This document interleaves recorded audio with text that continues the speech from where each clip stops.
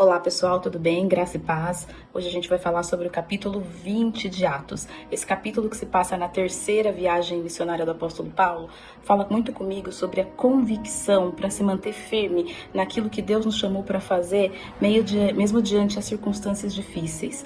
O capítulo começa com o apóstolo Paulo acalmando um tumulto que se passava no capítulo anterior, mas era uma revolta contra a igreja. Depois desse tumulto acalmado, ele segue em viagem e ele vai compartilhar um sermão.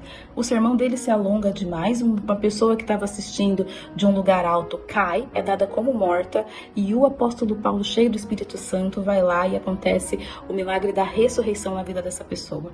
Depois ele segue em viagem e ele para em um determinado lugar e compartilha a palavra.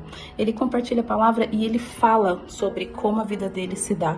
Ele fala que ele prega o serviço de Deus com humildade, e ele fala que ele está indo para Jerusalém e ele não sabe o que vai acontecer lá, mas o que ele sabe, ele está cheio do Espírito Santo e ele sabe que tem situações desfavoráveis o esperando.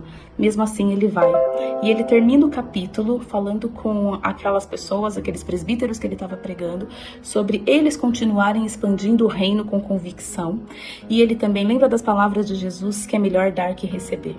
Então eu queria deixar aqui duas reflexões para você, uma para sua vida pessoal. Pessoas cheias do Espírito Santo, elas se movem por essa convicção de que Deus é com elas. Então mesmo em situações difíceis como a que ele passou, uma pessoa caiu e foi dada como morta. Pode ser que situações na sua vida pareçam estar como mortas. Se você é cheio do Espírito Santo, creia, porque Ele pode operar o milagre da ressurreição nesse seu sonho, nessa sua situação. E outra, segunda reflexão, siga firme no propósito que Deus te chamou, o propósito de ir, de fazer discípulos. Às vezes é difícil, às vezes vão ter intercorrência, às vezes as pessoas não vão aceitar o que a gente tem para falar, mas continue, porque a convicção que operava no apóstolo Paulo, no chamado dele, é a mesma que opera em nós. E melhor é dar que receber.